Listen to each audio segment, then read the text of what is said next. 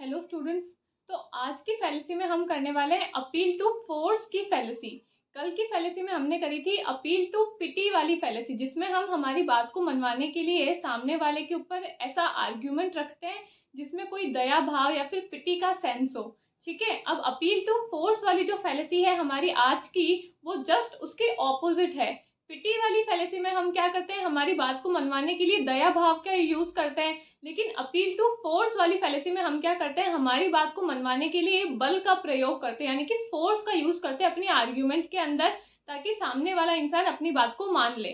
ठीक है, तो यही होती है अपील टू फोर्स फैलेसी, जिसमें एक इंसान सामने वाले के सामने एक ऐसा आर्ग्यूमेंट रखता है अपनी बात को मनवाने के लिए, और उस आर्ग्यूमेंट में वो कुछ फोर्स या फिर किसी बल का प्रयोग करता है ताकि सामने वाला आदमी जो है वो उसकी बात को मान ले। ठीक है, अब जैसे एग्जाम्पल देके बताती हूँ मैं कि अगर मैं कहूँ आपको कि आप जो है वो गॉड पे बिलीव करना शुरू कर दो, यानी कि आप भगवान पे विश्वास करना शुरू कर दो। अगर आप भगवान पे विश्वास नहीं करोगे तो भगवान आपको मरने के बाद में हेल में भेजेंगे, यानी कि आपको नर्क में भेजेंगे, और फिर नर्क की यातना आपको सहनी पड़ेगी। तो अगर आप ये सब कुछ नहीं चाहते हो, अगर आप नर्क में जाना नहीं चाहते हो, नर्क की यातना को सहन नहीं करना चाहते हो, तो आप क्या करो, भगवान में विश्वास करना शुरू कर दो।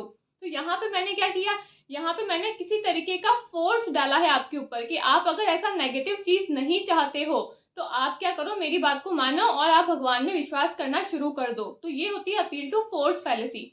अब अगर मैं एक और एग्जाम्पल दूं आपको, कि मैं कहूँ कि आप हमारे HN अध्ययन के चैनल को सब्सक्राइब कर लो, हमारे टेलीग्राम चैनल को भी ज्वाइन कर लो।